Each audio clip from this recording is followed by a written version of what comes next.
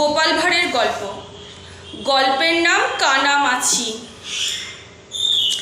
আবার সেই গোপাল এবং নরেন দুজনে প্রায় অভিন্ন হৃদয়। এই বয়সে বোধ হয় এরকমই হয়, যখনই সুযোগ পায় তখনই ওরা দুজনে একসঙ্গে বেরিয়ে পড়ে। যখন যেখানে তাদের ঘুরতে ভালো লাগে সেখানে তারা ঘুরে বেড়ায়। যেমন শহরের রাস্তাতেও ঘোরাঘুরি করতে ওদের ভালো লাগে। এখন যেমন মায়েরা তাদের ছেলে মেয়েদেরকে ভীষণ আগলে রেখে বড় করতে চান, সে সময় কিন্তু তেমনটি ছিল না। ছোটদের কাছে তখনকার ছেলেবেলাটা ছিল একেবারে নিজের মতন। ইচ্ছে মতো ঘোরাঘুরি, পুকুরে স্নান করা, নদীতে সাঁতার কাটা, বিকেলে হাডুডু খেলা, কেউ বারণ করতো না। তো এইরকমভাবে বড় হয়েছে গোপালেরা। তো সেই গোপাল এবং নরেন ঘুরতে ঘুরতে শহরের এক মিষ্টির দোকানের সামনে এসে দাঁড়িয়েছে। এ রাস্তা ও রাস্তা ঘুরতে ঘুরতে পেটের ভেতর ছুঁচোয় ডন মারা শুরু করেছে। তখন তারা কি করে, তার উপরে সামনেই মিষ্টির দোকান, লোভনীয় সব মিষ্টি। গোপালের জিভে জল এসে গেল। নরেনের হাত ধরে বলল, চল মিষ্টি খাই। নরেন ইতস্তত করছিল, পকেটে তো পয়সা নেই, মিষ্টি খেলে তো দাম দিতে হবে।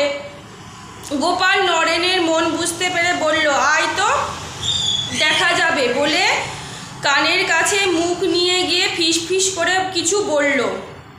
নরেন খুব উৎফুল্ল হলো। মিষ্টির দোকান তখন দোকানি একাই বসেছিল, খদ্দের নেই, বসে বসে ঢুলছিল। এমন সময় গোপালেরকে দেখে বেশ খুশি হলো। গোপালরে আবার সেদিনকে বেশ ভালো জামা কাপড় পরে বেরিয়েছে। কেউ দেখে বলল যে পকেটে টাকা আছে, টাকা নেই। এরপর যথারীতি ভালো ভালো দামি মিষ্টি যতটা সম্ভব দুজনে পেট পুড়ে খেলো। তারপর পুরো এক ঘটি জল চো চো করে টেনে নিয়ে মুখ টুক মুছে ওরা খেলা করতে শুরু করে দিল। দোকানি যখন হিসেব করে ওদের কাছে দাম চাইলো, তখনই শুরু হলো খেলাটা। পকেটে হাত ঢুকিয়ে প্রথমে গোপাল বলল, আমি দামটা দিয়ে দিচ্ছি। অমনি নরেন গোপালের হাত চেপে ধরে বলে, না না, আজ তুই না, আজ আমি দাম দেব। এই নিয়ে খেলাটা জমে উঠেছে। গোপাল পকেটে হাত ঢোকালে নরেন বাধা দেয়, আর নরেন পকেটে হাত ঢোকালে গোপাল বাধা দেয়। দোকানি তো এসব দেখে শুনে একবারে থ। ইতিমধ্যে দোকানদার নিশ্চয় ভাবতে শুরু করেছে, আজ বেশ রসদি ভালো খদ্দের জুটেছে। ঠিক এমন সময় গোপাল দোকানিকে একটা পরামর্শ দিল, কাকা তোমার গলার গামছাখানি আমাকে দাও। দোকানি কিছু বুঝে ওঠার আগে গোপাল দোকানির গলার গামছাটা হাতে তুলে নিয়ে বলল, কাকা আমি এই গামছাটা দিয়ে তোমার চোখ বেঁধে দিচ্ছি, তুমি এবার হাত দিয়ে যাকে ছোবে সেই দাম দিয়ে দেবে। দোকানি ভাবলো এ মন্দ নয়, ওরা দুজনে যখন সিদ্ধান্ত নিতে পারছে না তখন এতে কাজ হবে, ওই করবে এই কাজ।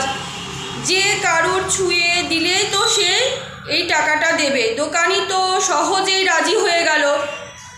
গোপাল দোকানির দুটো চোখ একবারে ভালো করে এঁটে বেঁধে দিল।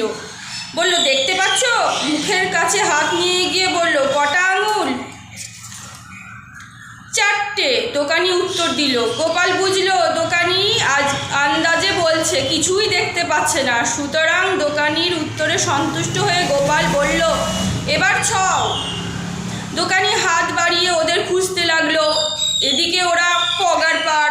দৌড়াতে দৌড়াতে নরেন বলতে থাকলো, অনেক দিন পর কানামাছি খেলাটা বেশ খেললি তো।